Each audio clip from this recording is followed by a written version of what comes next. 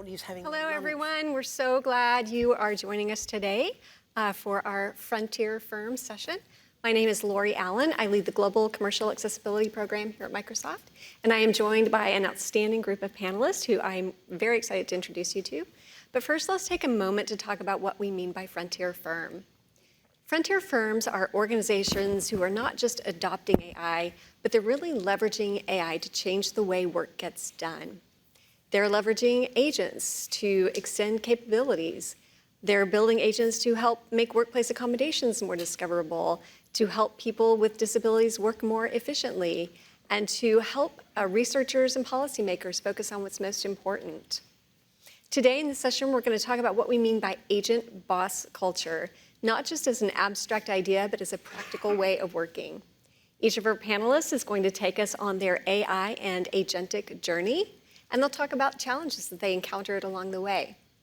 And then we're going to make this actionable as Andy takes us through a demo of how to build an agent. And then we'll wrap it up with how we're thinking about generative AI more broadly. So I'm honored to introduce all of our panelists today. We're joined first by Annie Lano from Honeywell. If you were in the last session in here, you met Annie, but she is an accessibility and inclusion leader at Honeywell, focused on what it takes to operationalize accessibility across complex enterprise-scale organizations. Next up is Josie Rossi, who is an enterprise accessibility leader at Gilead. Josie will share how accessibility and AI is reshaping internal workflows and enabling inclusion across a global workforce. Tom Butcher is joining us as a senior advisor to Zero Project, which is developing its own AI agents to support the global disability community and has started an initiative called the Equitable AI Alliance. And finally, Andy Beatman, my partner in crime, who's a product leader at Microsoft, bringing a practical lens on how accessible AI is being built and deployed right now. So thank you all for joining us.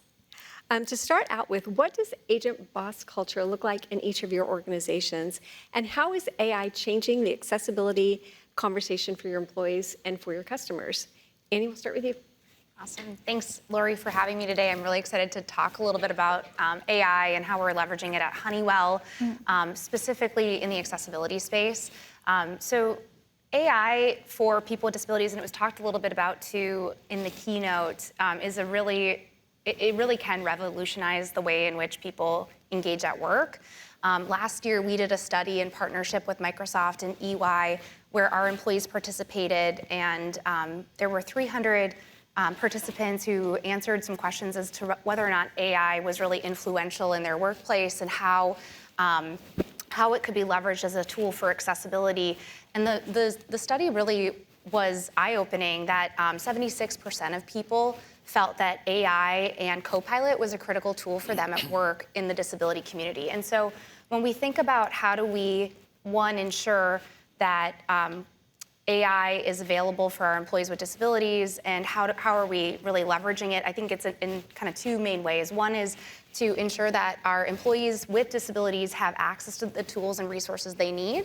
So we've been partnering with Microsoft to integrate knowledge articles and links and resources of how to leverage their Microsoft Suite and other of our suppliers' accessibility features to give our employees real-time access to assistive and adaptive tech information. And then the other piece that we're working on is partnering with our developers, our designers, our creators on how to create accessible experiences for our customers, both internally and externally to Honeywell. And so by leveraging AI, it gives them real-time information quickly for how they can most effectively support our employees and our customers with disabilities. Amazing. And I like the self-service model. Absolutely, yeah. Josie, how about you? Yeah, so hello everyone. I'm Josie Rossi from Gilead Science. We are a biopharm industry.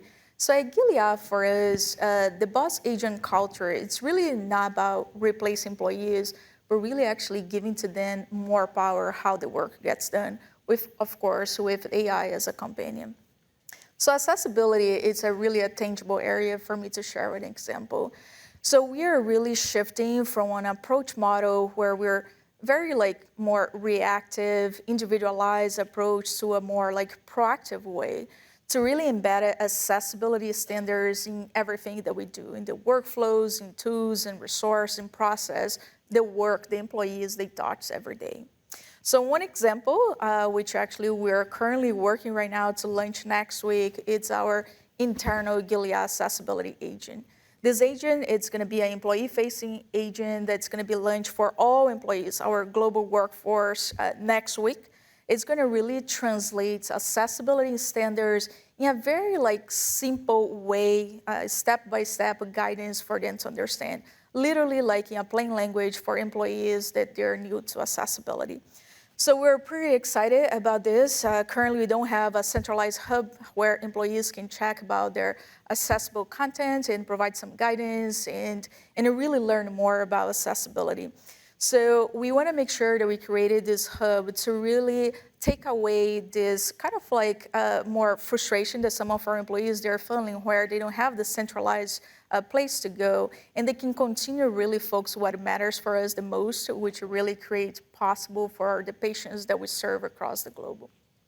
And we're going to dive into the process that you've been going through as you created this agent in just a few minutes. So, Tom, how about you? Oh, for us, really, the change in conversation has been twofold. On the one hand, AI complements the skills that my colleagues already have and enables them to work more efficiently. And then on the other hand, it helps them better meet the needs of our community. And the Zero Project is really all about community. Fantastic. So many organizations began their journeys, their AI journeys, using tools like Copilot, as you mentioned, Annie, and now they're moving more towards agents. So how are you leveraging AI agents today to advance disability inclusion within your organizations? So Josie. Yeah, let me go ahead and start. I know I started teasing a little bit about our agent, but through accessibility and disability inclusion lens, which that's the area that I lead at Gilead, we really saw opportunity for us to leverage the agents to remove barriers where the work really happens, just like I mentioned before, in the workflow of our employees.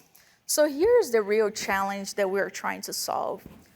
We truly believe that our employees genuinely want to create accessible content, but they really don't know where to go, how to start, what standards to apply, or anything like this.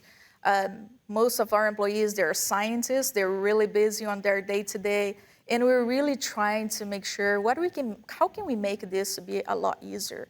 Of course, we create a lot of guidelines, resources, and some other written documents to help out, but they wanted something more practical. They can go in real time and really check for their content to make sure it's accessible. So we're flipping the model over here. So we're introducing our internal Gilead accessibility agent next week. Again, it's an employee-facing for all our employees, always available agent that scales the expertise without replacing the human expertise. So that's something that we're really looking for. Again, as I mentioned before, it's gonna translate the accessibility standards to a very practical way that everyone can understand and really help our employees much more confident to create this content and disseminate it, of course, and interact with other employees. That's how we're thinking about accessibility agent over there, not really to automate it for automating, but really to make sure that we created that trust companion to our employees to leverage as really a trust advisor. And I love that point you made, that it's not replacing human expertise, it's complementing human expertise. I think that's a key point. So Tom, can you tell us a little bit about how Zero Project approached scoping and developing your agents? Who from the community was included and what did that look like? Absolutely. Well, we cut our teeth on the Zero Project AI Assistant and Search, which was our original kind of companion agent. But since then, and I'll come to why later, we've moved on from it, and we now have 4 initiatives with AI, both to help us work internally and to help our different communities within the Zero Project Network. And for those who don't know, the Zero Project Network really consists of about 10,000 people, many of whom themselves are disabled and for whom accessibility is absolutely vital. There are 4 initiatives. There's personalized newsletters, chat and info bots, matchmaking, and then data hubs. And of these, presently, the chat and info bots are public and the rest are internal.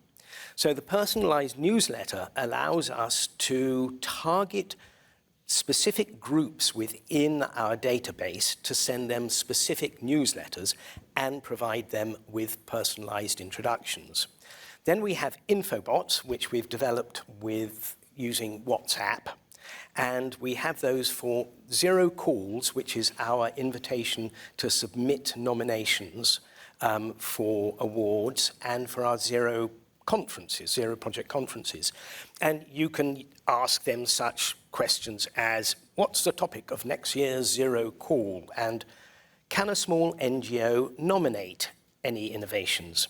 When it comes to a conference, when's the conference? How can I register? Where's it going to be held? We believe these bots are useful and provide some really quite good advantages. First, using standard tools, Copilot, to develop, the chatbots are automatically accessible, and I'll come to that as well. Second, they are available in many, many different languages. And third, we use just a single set of documents with both of them so they don't hallucinate. When it comes to matchmaking, we have an AI-based tool to match contacts and projects within our customer relationship management system. I got that right. This can match contacts with contacts, contacts with projects, projects with projects, and so forth. And then finally, data hubs, which it's similar to the chatbot, but still in development. Basically, we have a library of resources available for the Equitable AI Alliance. And our goal is to make these resources publicly available in a user-friendly and accessible way. And we believe that along with our other tools, along with our other tools, we're building this with Copilot. And users should be able to chat with this and use a document library to ask for summaries, other specific documents, etc. That's fantastic. That should lay it out. You created a very robust ecosystem. And can you talk just a little bit more about how, especially disabled researchers, advocates, or partners are actually interacting with the agents today? And what does it take off their plate, most importantly? Right. I believe that essentially with the tools I've described, the actual Zero project becomes a pure network and co-creation process. And since AI has already helped substantially improve our work processes, we believe that it's also helped us further bind our network and its communities together. Whilst tools for the most part are internal, they have been developed to help our external communities. In a very practical way, people can work most effectively with us and enable us to use the tools to help them by providing us with as much information as possible about themselves, their projects, their preferences, their needs, the usual kind of sucking up of information, putting it in the most basic way. And then most immediate thing we take off people's plates, for example, when it comes to matchmaking, is the whole research process. You tell us what match, whether contact, project, country, etc., you want to make, and we'll provide you with what we believe to be the matches you're after. And I think this brings me back to the Equitable AI Alliance. And with it, our provision of really a different kind of agency, specifically for persons with disabilities. This is an initiative that we support along with the Seneca Trust in the UK. As we're all too well aware, when AI products are not inclusive by design, persons with disabilities are excluded from day-to-day activities, workplaces, education, and many, many other spheres of life. And conversely, if designed inclusively, AI offers enormous potential to break down barriers for persons with disabilities, and really absolutely everybody. So in order to stress this message and address it, the Alliance places experts with direct experience of disability and technology, including, of course, disabled researchers, advocates, and our partners, at the heart of influential debates about the opportunities and the risks related to AI. The object being to steer decision-making in critical developments that are poised to change our society really fundamentally. To try both to mitigate the risks and promote the many opportunities there are, the Alliance reaches out to the AI community, including both developers and those implementing AI in the private, public, and not-for-profit sectors. And in practical terms, we use multiple channels to spread knowledge and provoke discussion, from conferences to webinars to podcasts, and through social media, blogs, and mainstream media. I hope that's okay. That's incredible. And it's incredible how empowering this is for researchers. I'm about to date myself when I say this, but remember in the old days we had to go to libraries and check out books? I mean, it's a skill that's lost on the young. Anyway, moving on. Annie, shifting gears a little bit. What feedback have you heard from employees, and what new opportunities has it surfaced? Yeah, absolutely. So one that comes to mind most recently is Honeywell is in the process of doing a little bit of a brand refresh. We're doing a lot of work to update our digital and physical collateral, and one of the areas in which our marketing team reached out to me and our accessibility council leader on the branding side and in our creative space was around photography. So we're in the process right now of taking new photos for our brand and incorporating them into our digital collateral across the enterprise. And the question came up about alt text, which I was thrilled that someone reached out and was like, hey, we need to talk about alt text. But it presented a problem because we're looking at doing this in bulk. It's a big project happening across the enterprise. And for context, for those not as familiar with Honeywell, we have we're in 86 countries, we have 100,000 employees, and so we're a really big organization. And so it's like, how do you do something like that at scale without,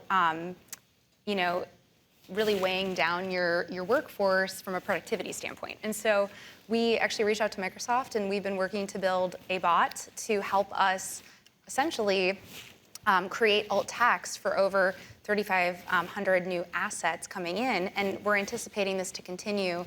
But it's just one example that came up most recently from our marketeers saying like, hey, we don't know how to solve for this, and where AI was able to solve that problem.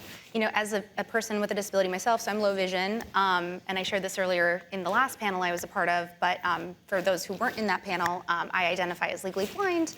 So for me, and I know others in our disability community at Honeywell, we're also using it to really help us to do just some of our tasks and day-to-day jobs. I partnered actually with our All Abilities Network this last year. We did a hackathon where we were looking at different ways in which we could leverage accessibility in our products, in our environments.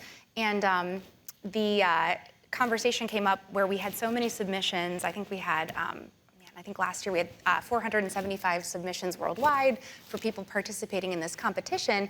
And we had no way to scale evaluating the respective ideas and like what was the criteria for selection, how did we think about it, and so we actually created an agent in Copilot to do that evaluation for us, and then we of course did some user testing to make sure we were really thinking about the parameters in which we were building it in, but it was another great use case that we were able to deploy within our employee network groups too. So I think there's a lot of ways in which we can use this both as people with disabilities to just try and optimize the technology, but additionally, there's ways in which our partners who are creating accessible experiences can use them as well.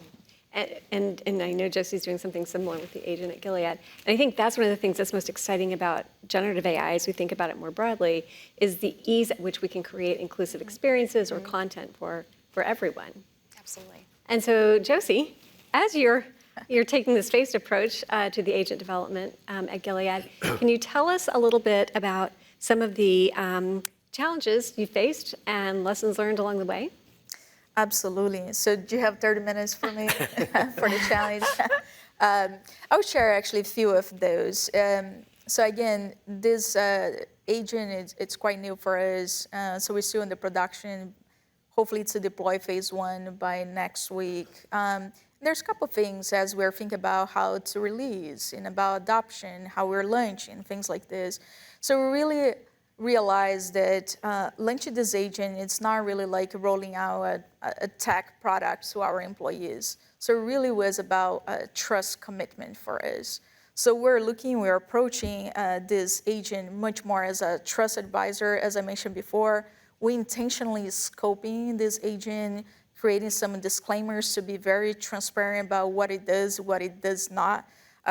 Make sure that we build escalations as well, so our employees never leave to a dead end, so they can get human support as well if needed. So the key takeaway for us for this specific challenge opportunity, it's really about clarity and trust for us. It's very important, much more than actually create one agent that does everything, so many different things. So we prefer actually to make sure that we are consistently helpful than actually occasionally wrong. And that was the decision that we took.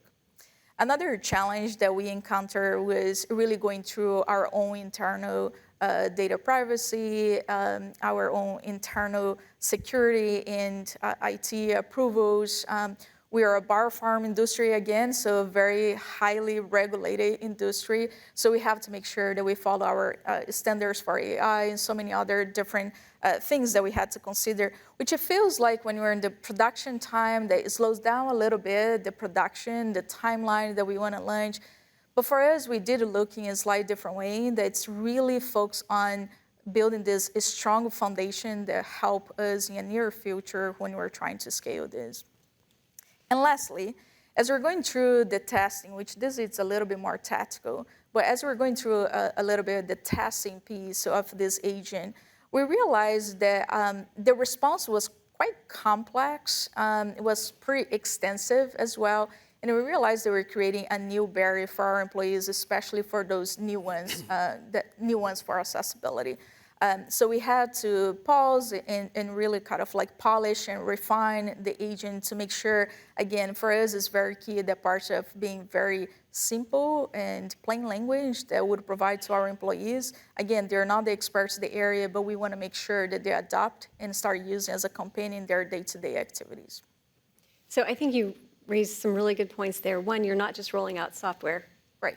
And two, even if we think about the standard software development lifecycle that many of us are familiar with, this just is different. It feels different. And I think we're all still learning how to scope and how to run these types of projects leveraging AI. So now, as you're about to roll out phase one, how will you get feedback from your employees and how will that influence your next phase? So pretty much we're gonna, at least right now in the beginning, we're planning to collect feedback in two ways.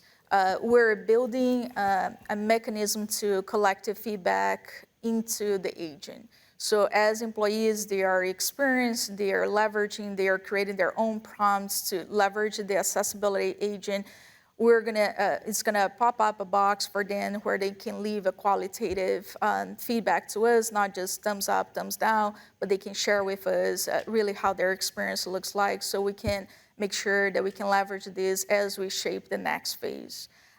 Another way that we're doing to collect the feedback, it's gonna be through champions. So we are partnering with our disability ERGs across our business, and they're really gonna help us not really engage with the employees with this agent, but really collect real-time feedback as well about their experience.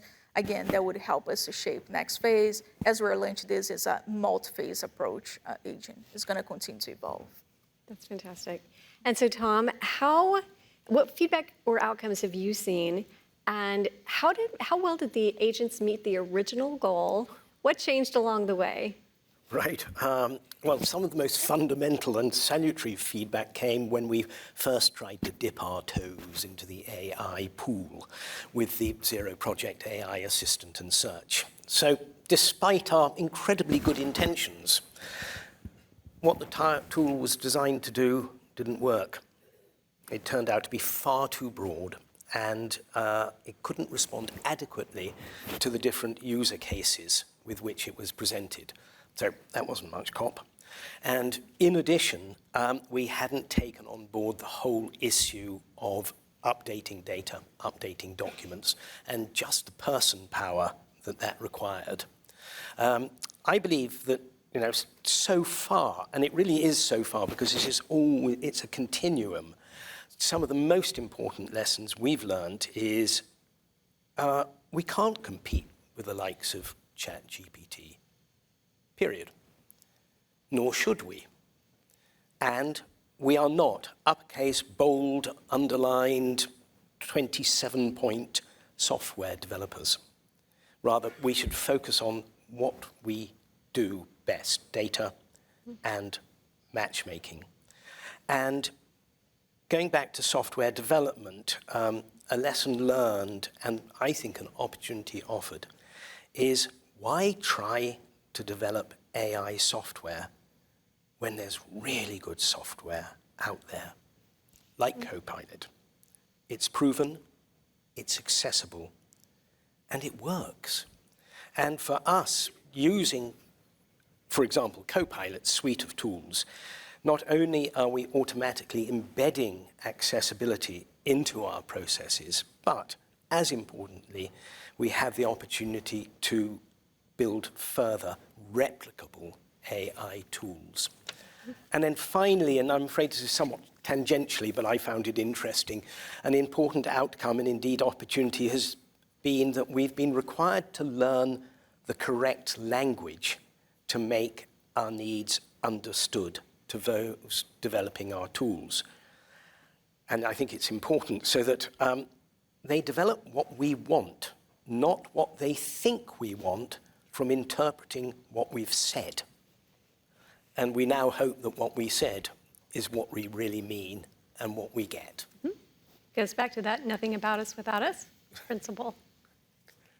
So let's shift gears for a moment and get really practical.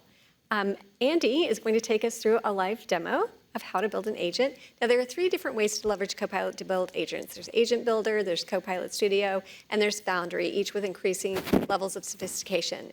But today, Andy's going to walk us through how to build Agent Builder, which anyone with an Enterprise Copilot license can build. So Andy, over to you. Thanks so much, Lori. Okay, now the fun part where I become vulnerable and I do a live demo. This is not a floating demo where I press play. We're gonna do this. What could possibly go wrong? What could possibly go wrong? It always makes me think about the tabloid magazines where celebrities, they're just like us, and it shows someone grocery shopping. He's just like us. His demo broke on stage. All right, all jokes aside, I'm really grateful to be here, Lori. Thanks for inviting me, and thanks to the team. This has been awesome.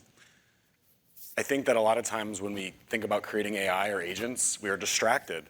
When I go on to LinkedIn, I'll see content about a 12-year-old using MacBook Minis to run a startup while he sleeps. And I feel self-conscious, insecure. Am I doing enough? I work at Microsoft on AI. I've been building agents for years, but it feels like every day I wake up, there's a new trend or a new momentum that's being built. And I have to imagine that resonates with you all, because I think about like people in my family, they're just starting to get comfortable prompting and using AI. I have some friends that still trust search engines more than they trust the AI.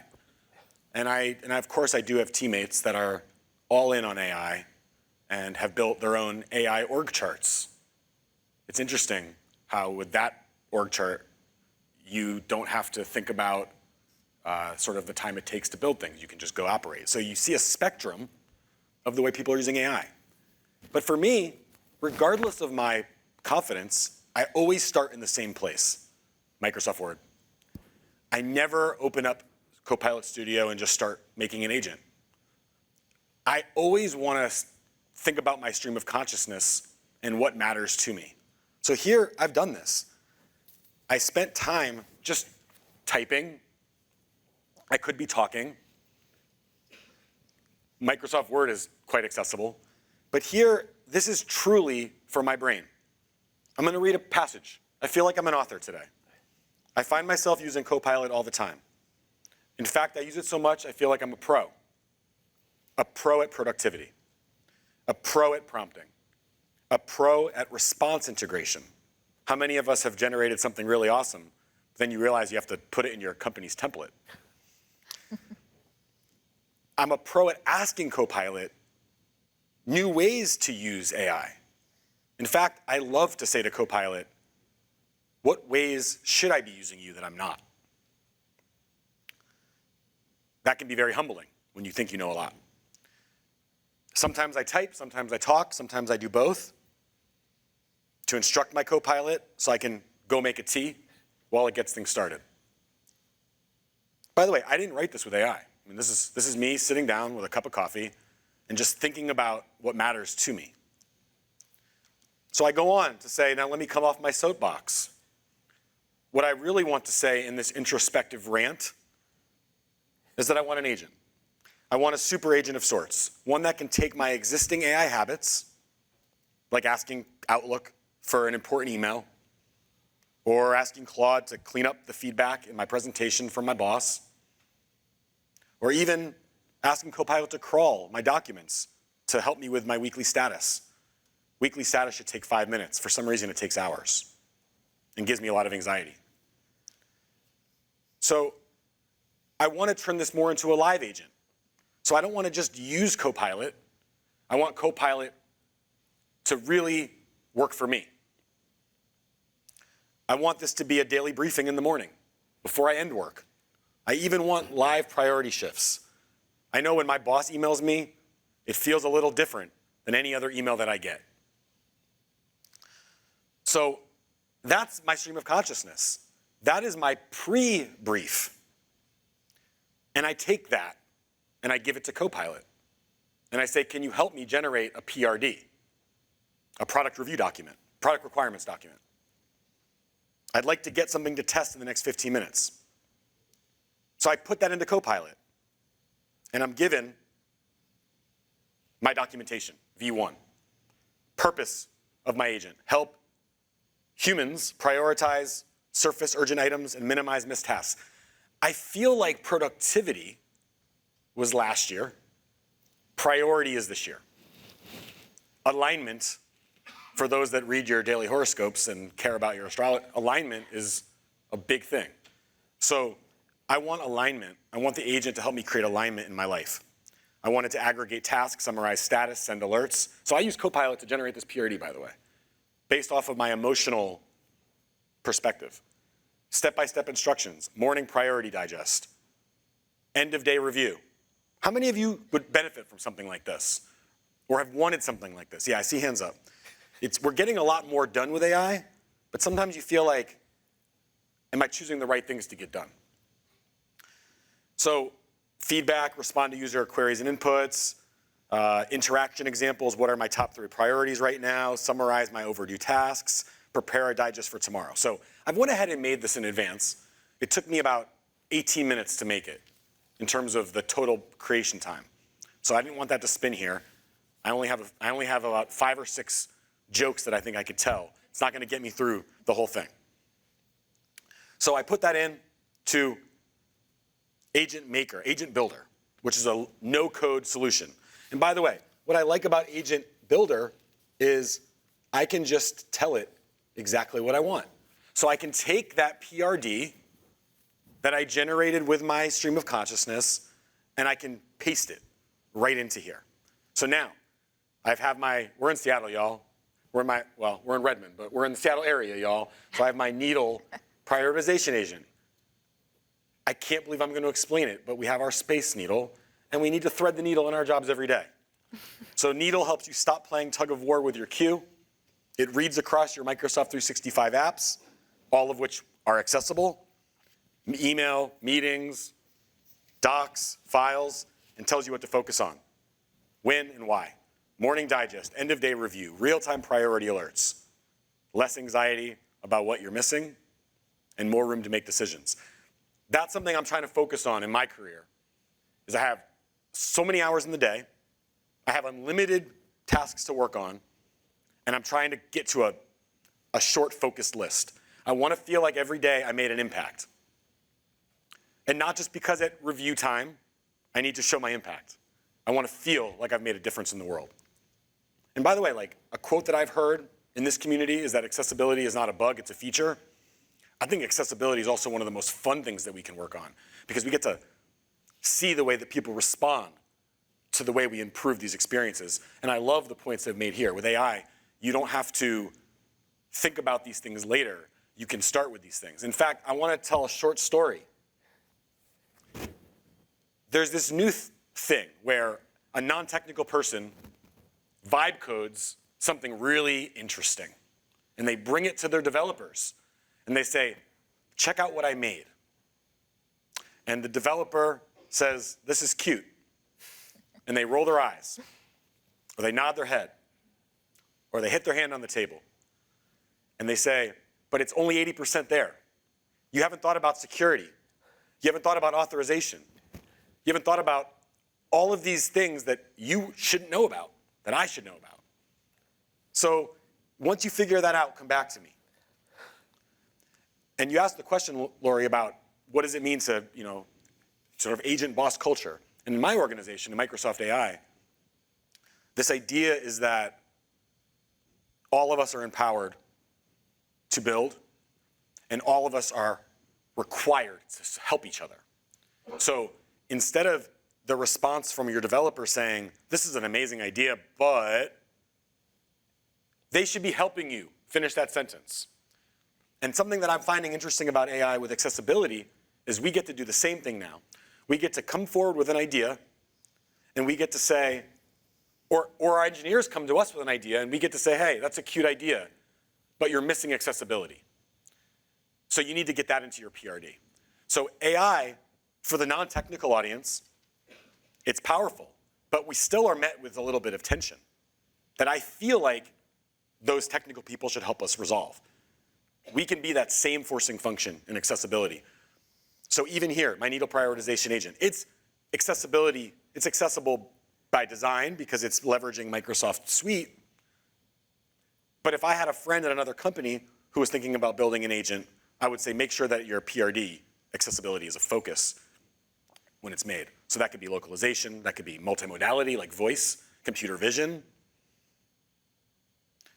The list goes on. So now, seeing my time here and I'm realizing this, I am on a big soapbox and I do want to help land the soapbox.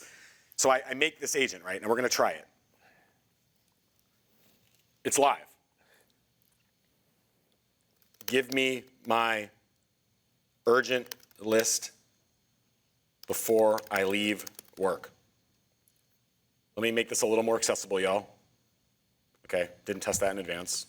See, that's a bug. I'll have to work on that. I need my urgent list of actions now. All right, here's where I get a little nervous. Now this is hooked up to M365. This is hooked up to Teams, Outlook, all my SharePoint, OneDrive. It's even hooked up to the internet, Bing, grounding it with real world information. So while I'm letting this run, if I wanted to go to the next level, I would bring this from, and you know what? We're going to come back to it. I like anticipation. If you go to Copilot Studio, I can actually turn this into a live agentic application where I've published this to Teams. So now, instead of me having to ask for those briefings, it will send it to me in Teams, where I am. But let's go back. Top urgent asks, due first today. I haven't tested this, so hopefully my lawyers aren't watching. Top urgent actions, due first today. Respond to AI economy thought leadership. You're explicitly tagged and expected to input. Please share your thoughts by end of week. Okay, I feel like I have years until the end of the week. Complete and drive survey completion. Yep. Deliver an enablement asset, sales assets. Yep. Important. Due next, today, tomorrow. So by the way, all of this is right for me. And since if I had asked, by the way, I tested this 2 hours ago and it said, get over to the Ability Summit. Takes you 60 minutes to walk there. You're still in your building. Like it was, I felt like it was reading me a little bit. I was like, what else do you know about me? Yes, I need to get my registration tabs on my car renewed. Yeah, like of course. But it had that. It had Walk to Ability Summit. So it doesn't show that anymore. So it's live. So the next steps for me is I'm pushing this live to Teams. I don't want to ask it anything because that's cognitive load for me. I have to think every morning, what's my list of urgent tasks? I'm going to wake up now and have that list in Teams. And yeah, when my boss sends me that urgent note, whether or not it's urgent, I'm going to get that into Teams as well. So all of this is to say, you can keep building it. Like even as I'm sitting here, I'm like, I need to add voice to this. Like I need to add the voice feature so it's fully multimodal. So with all that being said, I hope this inspires you. It's not just about building a productivity agent or a prioritization agent as I've done here, but thinking about what it is in the world that you actually might need and thinking first within yourself, being introspective, writing it down, saying it, and then turning that into something real with Copilot. Okay, I think that's it for me on the demo. I think it went well. I really appreciate some of you that laughed at some of my really bad jokes. We're going to get back to the panel now. Thank you so much. Thank you, Andy.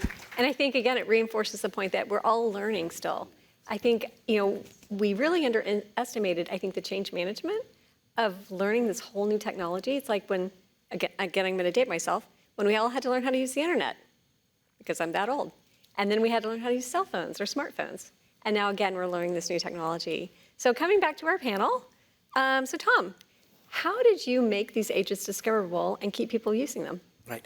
So our info chat box, which are the only ones which are publicly or presently public, have been built around our call for nominations and the actual Zero Project conferences, both of which are by invitation. So we invite people to submit nominations and people are invited to our conferences. So when we send out our invitations and information, we include information about the actual bots and what they can do and how they can actually use them. And then to keep people using them, essentially the products or the initiatives that we have, we're actually developing them only because one or more of our communities has actually asked us to do so.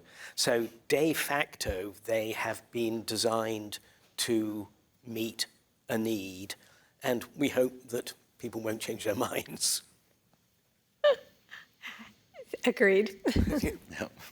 And Annie, what role have your employee resource groups and your internal AI champions played in raising awareness of some of the work that you're doing inside Honeywell? Yeah, our All Abilities Network, which is our disability employee network group, along with our other business resource and employee network groups, have been very pivotal, I think, more holistically in our journey around accessibility and broader inclusive design. So as a part of my Accessibility Council, which is our governing council that spans across the enterprise of Honeywell, our All Abilities leadership sits on that council, but they also play a really critical part in doing user testing. They also help us to champion this work by sharing events. I know, Lori, we've invited you and the Microsoft team to come out and speak to our employee resource groups on a couple of topics as it relates to accessibility, and that's the same around AI. So what we've been working to try and educate people on is that where we can and where possible, we're trying to shift left in terms of using AI as an accessibility tool.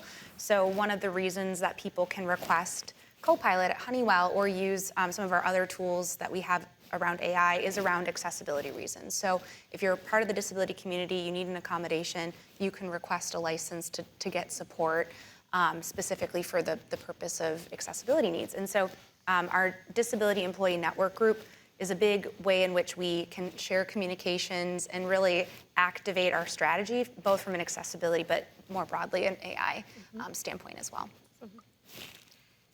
So, Tom, where have agents failed your users? Maybe that's hallucinations, incorrect information, or the usability of the interface itself, and how are you managing that trust gap? Right, so the accessibility issues we faced mainly arose when we tried to be software developers.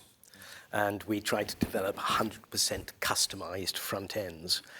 Now, as I mentioned, our strategy is to use standardized tools which have built-in accessibility features. As we'll all agree, they make life so much easier. And for us, since vast numbers of our members of our network are persons with disabilities, accessibility is a sine qua non. On specific things, hallucinations, won't talk about my own, but hallucinations, very, very specific documents are used. So they're extremely rare. And when I spoke to my colleagues, they said they hadn't had any. Then when it comes to incorrect information, if you were to ask the chatbot, one of them, when's the next Global Disabilities Summit? Which European country is it going to be? It would come back and say, this chatbot focuses on zero call topics only and cannot answer that question. And so that people feel that we haven't disappeared totally, it'll probably tell you to contact a member of the team. And when it comes to the trust gap, I think the trust gap for us lies not in how well the tool actually works, but really the quality of the answer that comes out when they use the tool. And that's up to us to make sure that it's right. So Andy, I'm going to come back to you for a second. You've got 2 minutes. So we talked a lot about how people got started on their AI journey with Copilot, and now we're thinking more about agents, but also generative AI more broadly, things like you mentioned computer vision. Give us just a 2-minute synopsis of how people are starting to leverage generative AI more broadly. I think that the multimodality has gotten so much better. Like, I worked on Alexa in 2016, and my gosh, that was really bad. Like, we need to start somewhere, but back then we were mapping what people were saying to responses. And today, it feels like the latency is so low with voice, or even the response from the AI, or even the way that you can use computer vision to read signs in other languages and hear it in your language. It's just unbelievable. So I think you're seeing enterprises take advantage of that now, because I think that the power of these modalities is so much better. And even the fact that people who don't necessarily need to be voice first are finding that it's really helpful. I think that evangelism that comes from people who don't necessarily need the modality but find it to be really interesting goes a long way for those that need it, because now you have everybody talking about these new ways of using it. I also think that one thing that is so interesting is that despite generative AI being powerful, some of the classic AI services are finding their way back into the spotlight. Like, Microsoft has been a pioneer in speech technology and AI vision technology for years. Like, they've been doing AI speech for over 10 years. Most of us weren't thinking about AI 10 years ago. So there's also this idea that while generative AI is so powerful, some of the classic AI and machine learning is finding its way into more of the practical and pragmatic scenarios. So I just think that, like, just the fact that the modalities have gotten so much better. Now, will a computer ever be able to understand the world as much as, like, a child can understand the world in just a short amount of time? No. But I still think for a lot of these enterprise use cases, it's pretty fantastic. I'm very excited about the opportunity it brings us to create more inclusive experiences for everyone. So as we start to wrap up, we've got leaders in the audience who are now ready to go build their own agents, but they might not know where to begin. So what's the first question they should ask themselves? And Annie, we'll start with you. I think you said it well, Lori. The expression "nothing for us without us" is a really important part of the conversation around AI and responsible AI. So making sure that disability is represented from either your employee network groups, from people in your teams, your customers who can share real feedback. A great, I think, thought is that if you can't access the UI of an AI model, the model will never learn from someone with a disability. And that will create an inherent bias against people with disabilities in your model. So making sure it's accessible from the beginning is a critical first step. And if you're starting your journey, start with asking the community how it can support them. Great point. Tom, how about you? I'm going to go really right way back to foundations and say my first question would be why? And with a bit more flesh on it. What am I trying to achieve? I'm firmly of the opinion that when it comes to problems, anyway, their solution can often most easily be found by defining ab initio what those problems actually are, clearly, precisely, and as fully as possible. Maybe you'll find then that you actually don't need AI to solve them. And then finally, I think it's really important to realize that AI is not a universal panacea. It's a tool, albeit a very powerful tool, and as with chainsaws, they can come with risks and huge numbers of opportunities. Thank you. Jesse, we'll wrap it up with you. I totally agree with Tom, actually. So I'm going to be very quick over here.